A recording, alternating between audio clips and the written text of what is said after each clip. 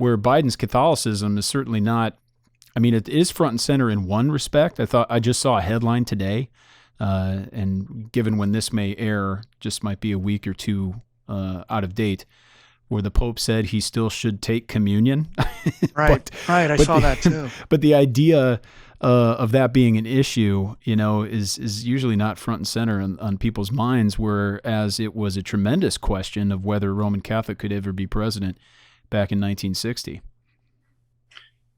Yeah, we have a lot of Roman Catholic students here at the college, and they have Protestants as well.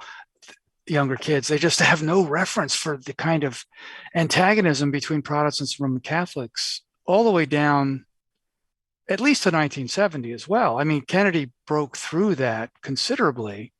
And Vatican II obviously helped a lot.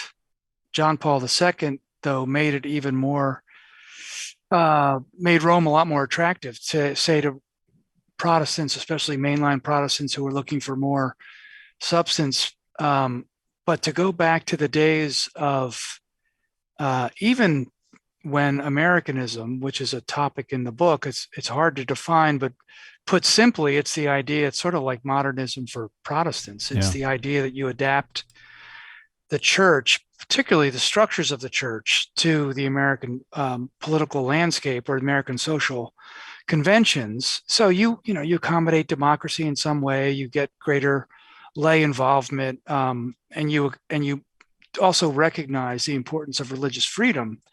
That was deemed a heresy in 1899 by Leo XIII, in a very mild condemnation, the way I read that encyclical, which is very short.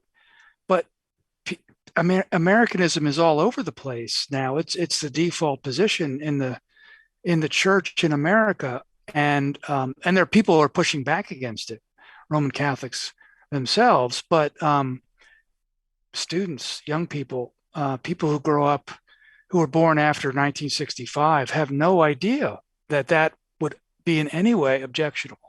So, the book recovers some of that older Protestant Roman Catholic relationship. Yeah, no, it's tremendous. It's interesting. In your interview with Al Mohler, which I thought was very insightful, Dr. Mohler made the comment that the question of Catholicism has come up with the second American president, Catholic president, Joe Biden. But the question is, will he be Catholic enough for people? Whereas with President Kennedy, the question is, will he be Catholic? That was the danger, whether he might follow the church's teachings. And now it's more where the conservatives are wanting the president to follow the church's teachings more, because it might produce a better pragmatic result.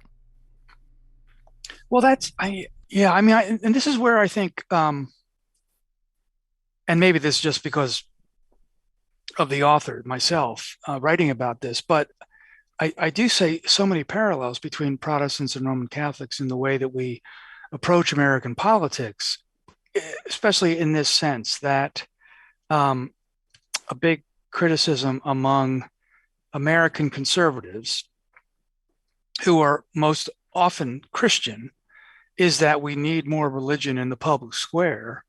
And yet, if you were to have a Presbyterian version of that or a Roman Catholic version of that, I think most people would say, no, I don't want that. Right. So really what they want more religion of is a generic Christianity that's ecumenical, interdenominational, largely moral, and maybe with some social teaching of the church, whether the Roman Catholic version, say, of subsidiarity, or you could work in the Kuyperian version of the sphere sovereignty and things like that.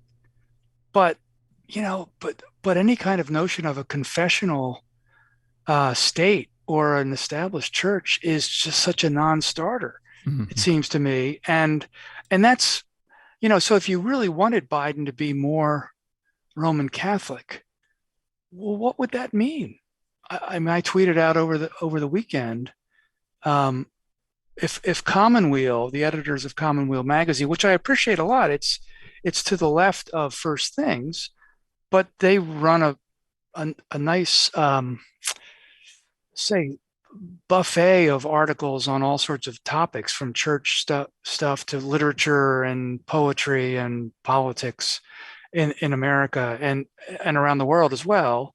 I mean, I think if those Roman Catholics were running some sort of religious establishment, I actually think most Protestants, Jews, Muslims, Mormons could get along with that, Sure. except people on the Roman Catholic right, or even probably some Protestants on the right.